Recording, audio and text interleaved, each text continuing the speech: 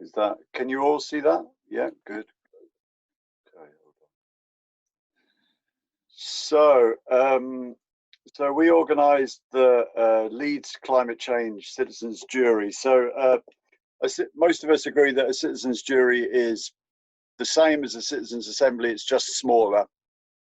So citizens juries are usually from 20 to 35 people, and assemblies are usually 40 plus.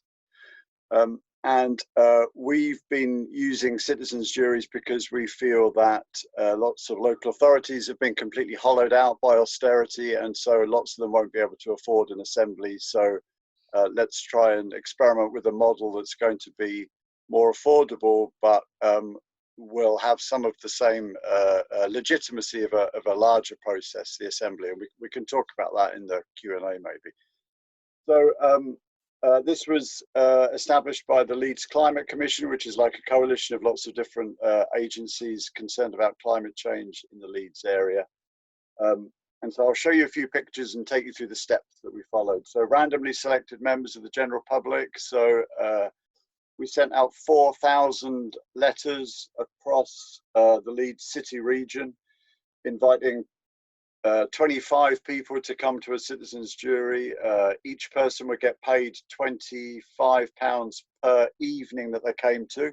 And we didn't organise the sessions during the daytime, weekends, because we feel that that's quite a big ask of people. So instead we organised them in evenings, 8 evenings and 1 full day to write the recommendations at the end.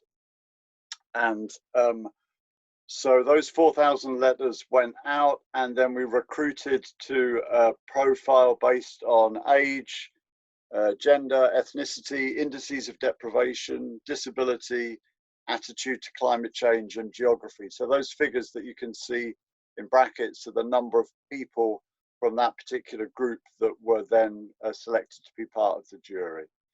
So we made sure that we had representation from the most deprived areas and the least deprived areas. And we also asked people what their attitude to climate change was, whether they were very concerned, fairly concerned, or not concerned. And then based on national statistics, recruited people so that we had representation of attitude towards climate change as well, which meant that we did have some people that were in the group who would probably describe themselves as skeptics, or probably skeptics. And I'd say that they performed a really, really useful role in the process.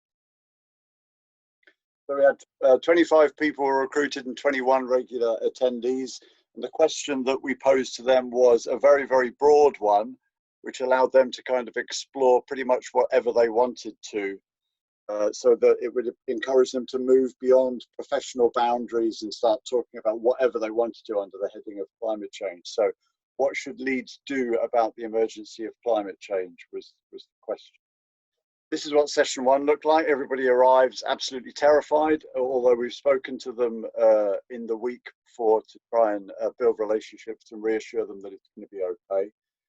And this is a people bingo activity where they're just chatting to each other and starting to get to know each other a bit. Then we do some mapping. So in the first session, we have maps of the neighbourhoods, and they plot on their maps the places that are helping to address climate change and those places that are not helping to address climate change. So maybe causing some, maybe the high emitters. So that encourages them to recognize that they've got lots of knowledge themselves and start to build relationships and start to explore their own areas a bit. And then they share those learnings as well. And then we do, in week 1, we do an enormous problem tree. So we get them trying to think about what are the root causes of climate change so that they can start not just responding to the symptoms, but looking deeper at some of the systemic reasons for why we've had to declare an emergency around climate. So then they started talking more about politicians and consumption and culture and stuff like that. And then they share those learnings between themselves. That's the problem tree there. And so we try to have a fairly iterative process that kind of builds and builds and responds to the needs of the group. So there's opportunities for people to work on their own, in pairs, in small groups, whatever they feel comfortable in. And then it comes to the, so that was the first session. Then in the second session, we bring the commentators in. And so the commentators are like the expert witnesses in a jury or in an assembly, outsiders that have a certain perspective or bring certain knowledge. We call them commentators, not experts, because we recognize that everybody in the room has lots of expertise.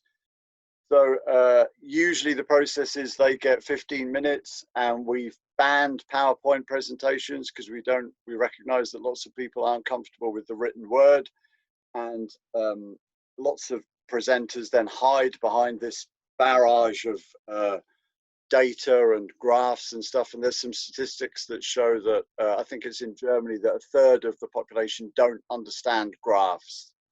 We need to think about all this stuff when we're figuring out what our process looks like.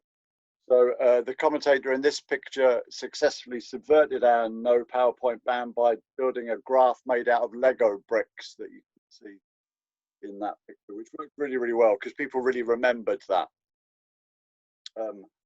So the witnesses, 20-minute presentation, everybody's equipped with a red card. So if they start saying IPCC or carbon storage and capture, then they'd get a red card. People would say, we don't know what you're on about.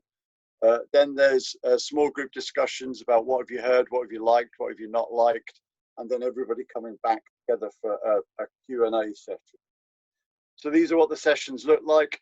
Session 2 is an introduction to climate change and its impacts. Session 3 was what's the context in Leeds, so who are the big emitters.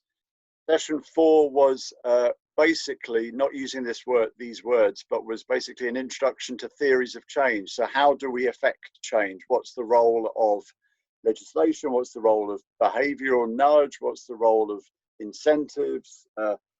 Whatever. So that they start to recognize that there's a kind of a menu of ways of trying to influence and affect change. Then at the end of session 4, we said to them, okay, you've got all this information. What are the topics you would like to talk about? So they chose transport, housing, and communication and community involvement. And then we brought in some commentators to talk on those themes, as well as a final one around finance. Then in the sessions 8 and 9, so that was a day and an evening, they wrote their recommendations. So their recommendations were written in their own words by them themselves. We could help with some of the structuring of how to make sure that the recommendations read okay, but they wrote them themselves and then prioritized them themselves.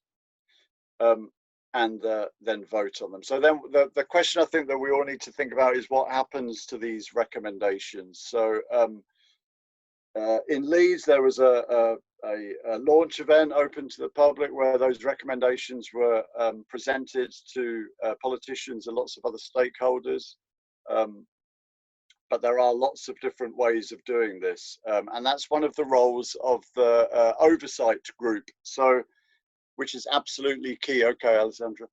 So absolutely key to have an oversight group that others have described as well. And on that was the City Council, the Chamber of Commerce, the University of Leeds, Extinction Rebellion, Friends of the Earth, Yorkshire Water is the #1 emitter, the Medina Town Movement, Our Future Leeds, Project Rome, another private business, a local MP, Racial Justice Network, the voluntary sector, and a youth climate striker. So those give the process legitimacy because they have to decide and agree upon the methodology, but crucially, they're the ones that argue about who the commentators should be that present to the process. And then at the end of the process, they should be able to have bought into it and increase the chances of them taking action on the recommendations.